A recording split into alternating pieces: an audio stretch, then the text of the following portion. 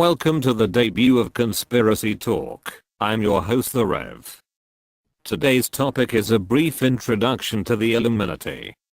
For those of you who don't know exactly who or what the Illuminati really is, then this episode is for you. The first big question is, are they real? Just by mentioning the word Illuminati is the cause of much discussion.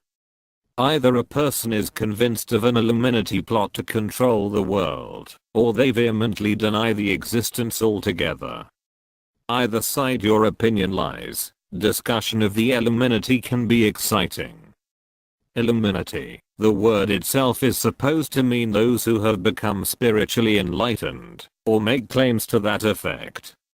Even today there are those intellectually pretentious people who consider themselves to be part of an elite race of wise men.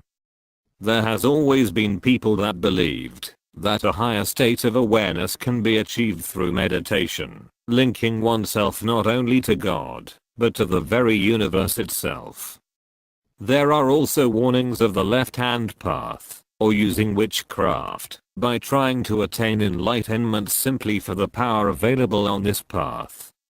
Supposedly this path will provide paranormal abilities that can be used to obtain wealth and power.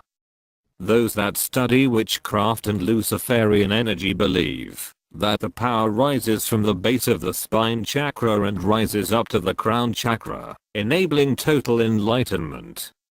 It might be coincidence that the 33rd level of Freemasonry is the highest level that can be achieved in that secret society. There are also 33 vertebrae in the human body. According to Masonic teachings, once a Freemason reaches the 33rd degree, the power of Lucifer is in his hands. Coincidence? The next question you might be asking is, how did they begin? History will show that the Illuminati is quite a real organization.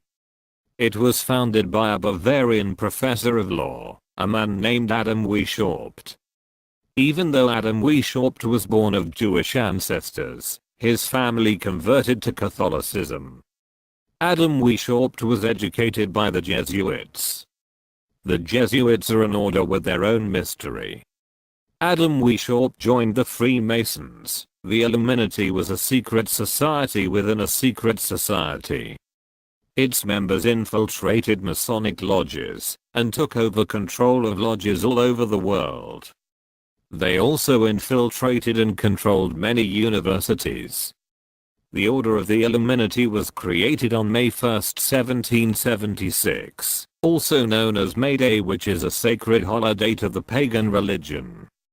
It is also a major holiday to most modern communists. The year 1776 also has some note in history. It was the year that the American Declaration of Independence was created.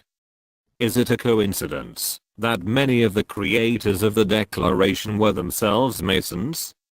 Adam Weishaupt used the codename Spartacus the Gladiator, who rose up against Rome.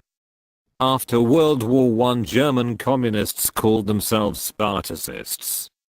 Weishaupt supported and fought for a revolution to overturn the current social and political systems currently in place. He was also a supporter of the end of all religious orders. He despised Judeo-Christian morals as well as the family unit, and even wanted to dissolve the institution of marriage. He wanted to empower women by telling them they were being oppressed by men. His ultimate goal was the creation of a global government based on socialistic values. Most of his beliefs are now being enacted by modern-day leftists. So what did the Illuminati do?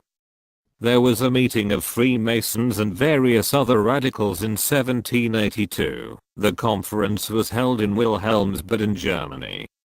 This was where Weishaupt enlisted German royalty and French Freemasons, who were used to expand the order to France, inducting as many other Freemasons as possible. They proceeded in taking over the Grand Orient Lodge in Paris. They even infiltrated and took control of the Jacobin clubs. They sought the inclusion of wealthy individuals and members of the aristocracy into the movement. Much like the billionaires and the intellectual left-wingers of today. These were the same people who cultivated the French Revolution in 1789. Overthrowing a king who, although being weak and ineffective, was not what would be considered a tyrannical leader. The economy of France at this time was actually prosperous despite the recent wars that France had been involved. The Duke of Orleans hoarded an enormous amount of food to create a shortage. They used hired mercenaries to induce the extremely violent French Revolution. This revolution did not coincide with other revolutions. This revolution did not start with the masses rising up. It consisted of a number of elitist factions which revolted from the top down. The revolutionaries agitated the reign of terror in which untold hundreds of thousands of people were killed.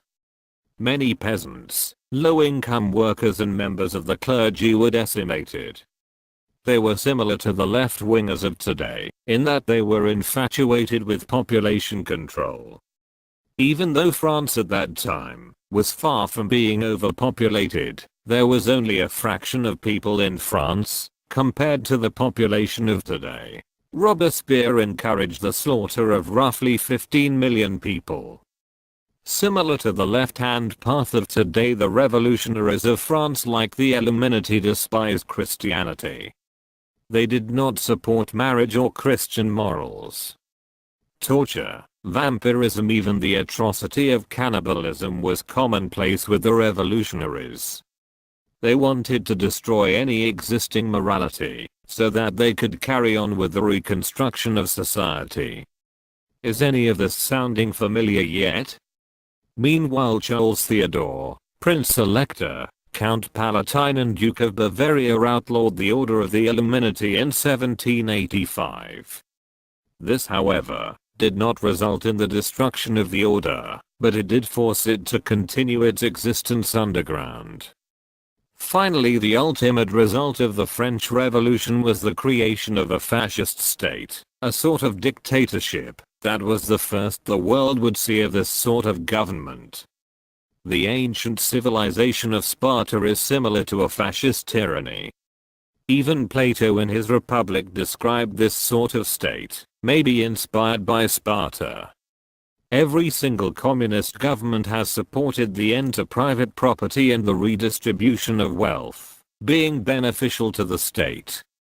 In reality, these governments have been in reality a fascist entity.